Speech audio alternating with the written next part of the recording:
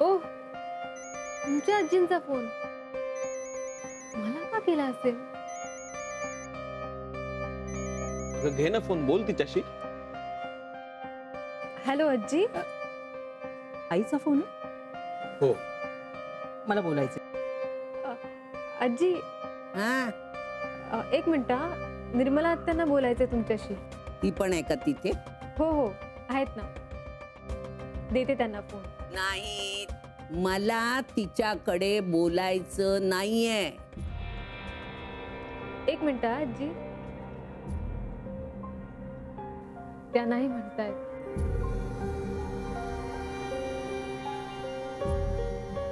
हा आजी, काय काम होतं? ते फोनवर व्हायचं नाही, त्यासाठी आपल्याला दोघींना भेटावं लागेल. हो चालेल ना, येते मी तुम्हाला भेटायला. नको, मीच येते तुला भेटायला. काय झालं आजी? काही सिरियस आहे का? फोनवरच जर तुला सगळं सांगायचं असतं ना, तर मग तुला भेटायला कशाला बोलवलं असतं मी? सॉरी. मग तुम्ही सांगा केव्हा भेटायचं ते. चालेल, पण ये मात्र नक्की. हा, चल ठेवते फोन.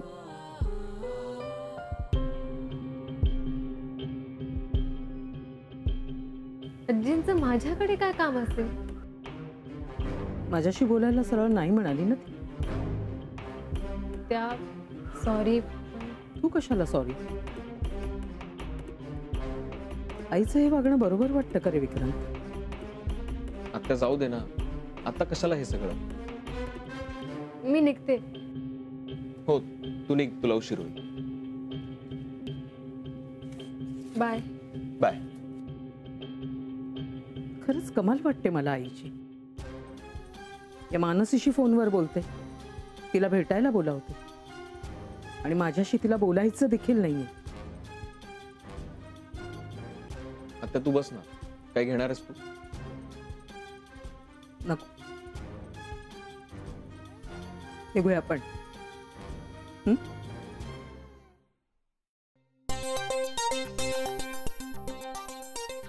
तू कॉपी काय करतोय? कॉपी नाही करत अरे. मग तुला ते लिहायला जमतं, मला नाही जमत म्हणून दाखव. नाही नाही, तू तुझं दे. तरी बरं, तुझीच आयडिया होती. अरे काय ते बायकांना नेमकं काय बोलतात आपापसात, त्यांच्या मनात काय असतं ते कळत नाही. पण तू काय लहान आहेस का? तू तुझ्यापेक्षा लहानच आहे ना मी. तू लिही बरं तुझं. दादा मी नाही दाखवणार आता. ठीक आहे. ए, कॉलेजमध्ये असताना आपण असं करायचं ना. मी नाही केलं असलं काय, तू केलं असेल. बरं ठीक आहे, पण मजा येते की नाही? मला जाम मजा येते करायला. हे पण म्हण असं जीव ओतून लिहा, म्हणजे ना असं काळीच कापत गेलं पाहिजे हे पत्र. कापणं पण मला माहित नाही, फार फार तर काळजाला भिडेल असं लिहितो मी. तेच ते रे. आपण इथे का लिहितोय? बाहेर जाऊन लिहूया ना. इथे बरं. अरे नको, तो डिटेक्टिव्ह फिरत असतो ना एक इथे. डिटेक्टिव्ह असला रे, सीसीटीव्ही कॅमेरा आहे घरात बसवलेला, फिरत असतो यार. हे बघ, तुम्ही जर का बघितलं ना तर अख्ख्या प्लॅनची माती होईल. इथे मॅनेज केलंय. काय केलंयस? अरे मला बाहेर काढा. ए शुक.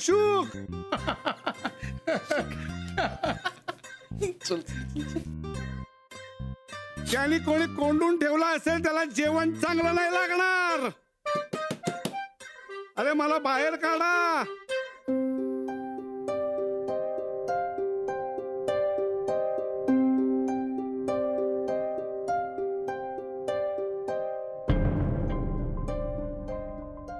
आजी, मी निघालोच आहे. तू कुठे जातेस?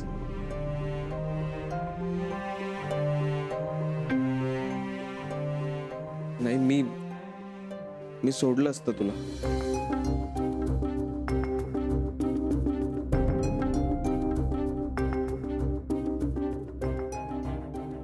विक्रांत, आजी मानसीला भेटायला गेल्या. काय काम असेल त्यांचं मानसीकडे? मला नाही माहित. विक्रांत, मला टेन्शन आलंय.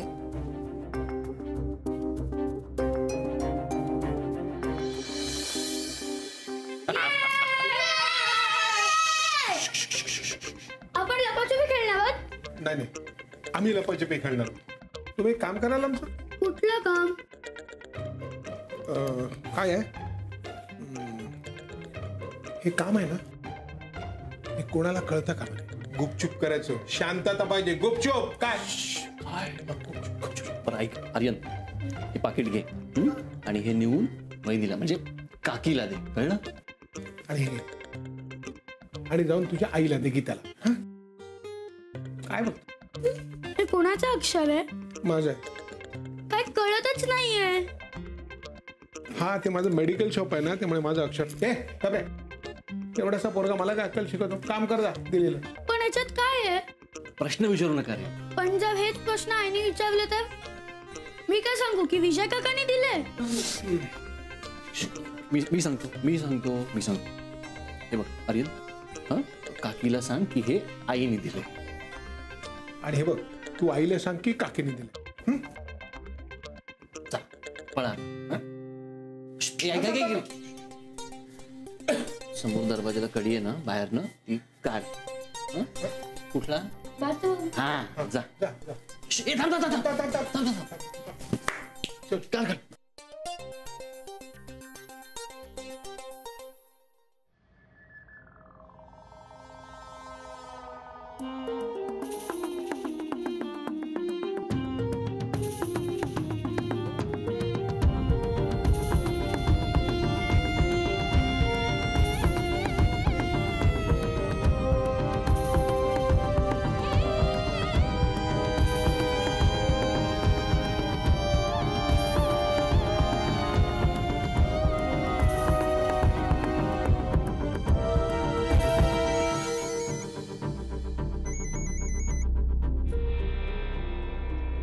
हॅलो.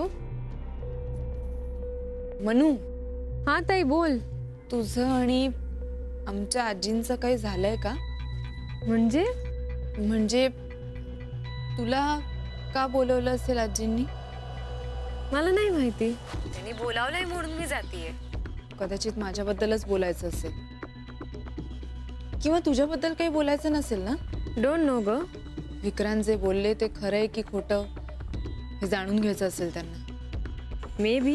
मनू, तुमच्यात जे काही बोलणं होईल ते मला कळलंच पाहिजे. ओके? ठीक आहे. आणि नीट विचार करून बोल आजींसमोर.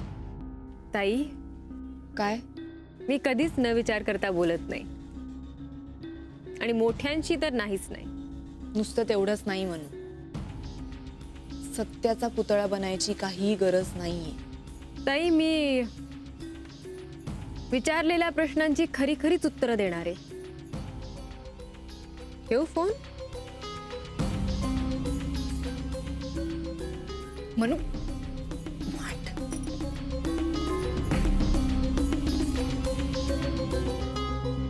काकी हे घे. हे काय? पत्र. पत्र? कुणी दिलं?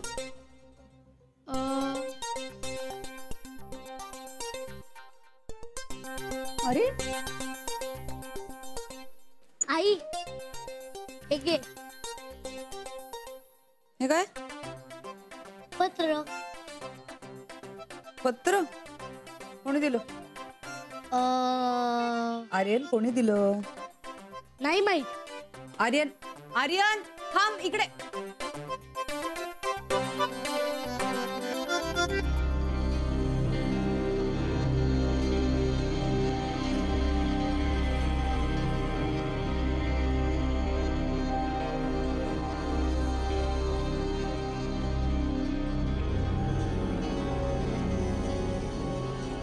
प्रिय अलका वहिनी,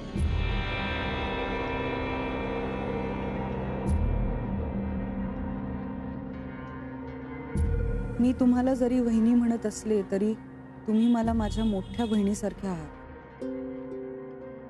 कारण तुम्ही माझ्यावर खूप प्रेम करता. मी तुमची धाकटी बहीण असल्यासारखी.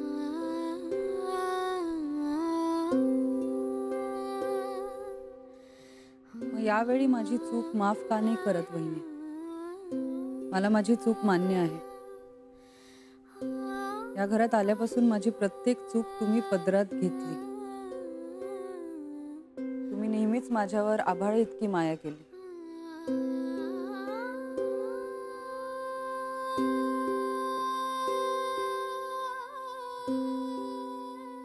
तुम्ही इथे होतात म्हणून मला माहेरची कधीच जास्त आठवण आली नाही, कारण तिथलं प्रेम मला तुमच्याकडून मिळालं. तुम्ही असलात की मला निर्धास्त वाटतं.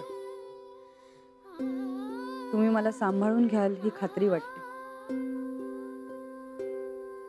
मला खूप सवय झाली हो त्याची. तुम्ही आजूबाजूला आहात आणि माझ्याशी बोलत नाही हे मला सहनच होत नाही वहिनी.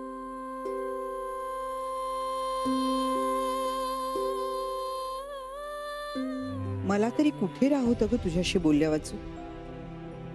तू समोर आलीस ना की मला सगळे प्रसंग दिसायला लागतात. आपण केलेली धमाल आठवते. मोबाईल कसा वापरायचा हे तू मला शिकवलंस. मला ते कळायचं नाही पटकन, पण तुझी सहनशक्ती अफाट होती. न कंटाळता परत परत शिकवायचीस. बँकेत जायला सुरुवात केली ती तुझ्यामुळेच. आठवतं ना सुरुवातीला बँकेत जाताना पाय लटपटायचे माझे. मग आत्ताच अशी का वागलीस ग? विक्रांची चूक झाली असेल, पण चुका सगळ्यांकडून होतात ना.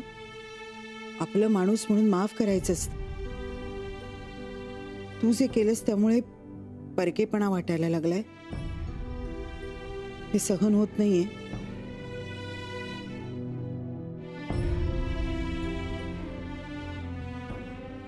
मला नकोय असं टेन्शन घाल.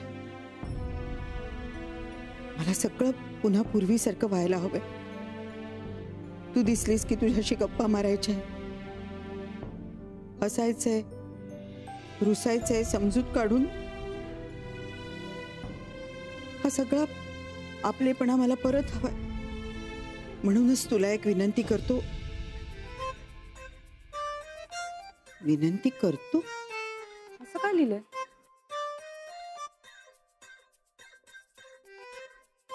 तर मी ही विनंती करतो की कृपया तुम्ही माझ्यावरचा राग सोडावा आणि पुन्हा पूर्वीसारखं बोलायला लागावं.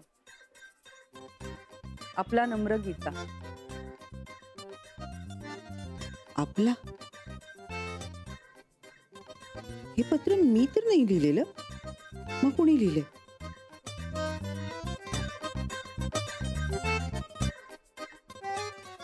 यांनी लिहिलंय? मोहन. बाबा बक्षीस काय देणार? दे ना. तुला काय पाहिजे सांग. मला क्रीम बिस्किट आणि चॉकलेट हवंय. दिला. पण एक सांग, कामगिरी फत्ते केलीत की नाही? म्हणजे तुम्हाला जे काम सांगितलं होतं ते नीट केलं ना? हो. मला वाटलं रे, पोरं हुशार आहेत रे. तुझी पोरं हुशार आहेत. हा, तू कोणाला दिलेस पत्र?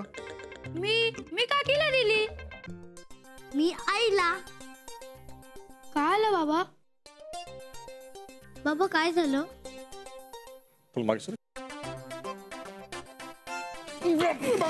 तिकडे कुठे पण तो गीता. अरे हो, बक्षीस.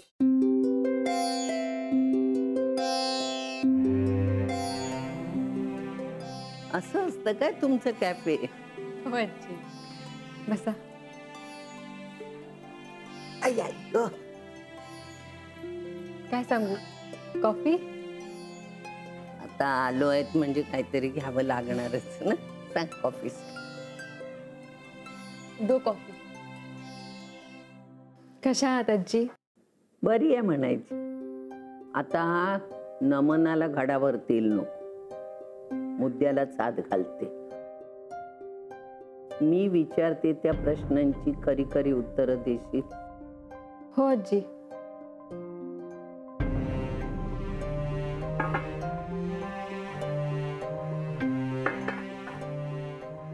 कॉफी घेता आधी?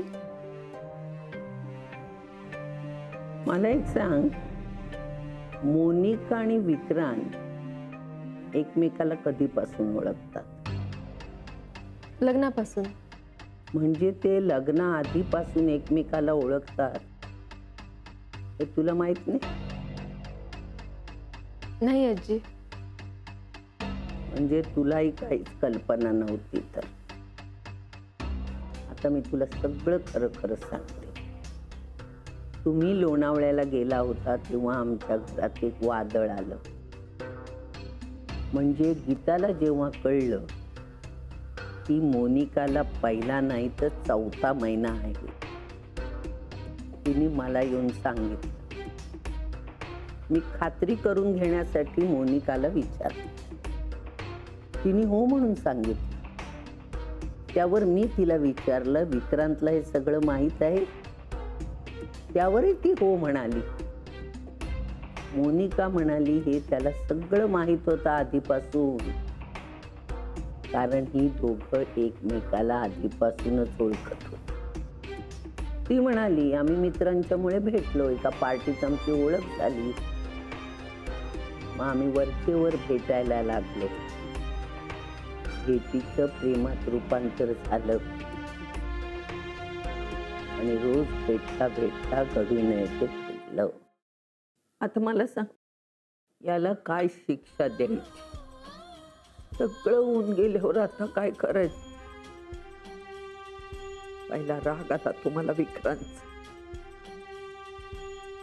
माझा नातू ज्याला मी लहानाचा मोठा केला, त्याच्यावर संस्कार घडवले, पण त्याच्यावरच्या विश्वासाला तडा जायला एक क्षण पुरला मला.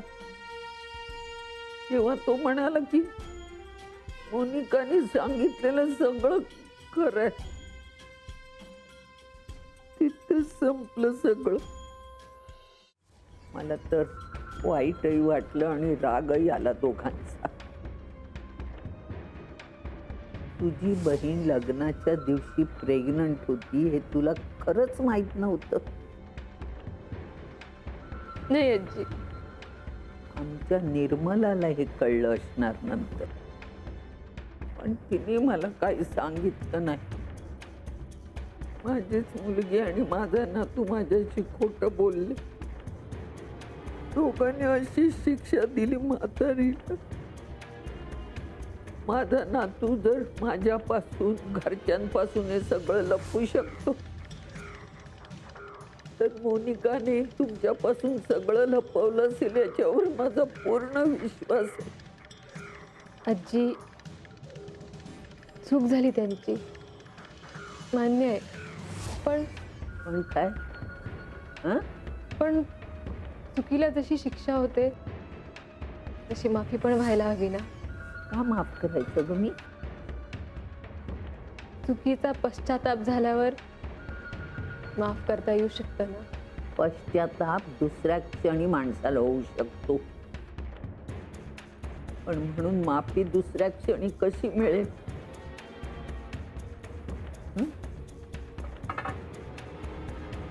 जरा बघ किती झाली. एक लक्षात ठेव मानस, ही गोष्ट जी मी तुला सांगितली ही निर्मलाला कळता कामा नये, कारण ही तिची शिक्षा आहे. हो आजी. हे बघ, तुला जर मला काही सांगावंसं वाटलं आणि सांगायचं असेल तर तू मला केव्हाही येऊन भेटू शकते. शांत आणि खरं बोलणारी माणसं मला नेहमीच आवडतात.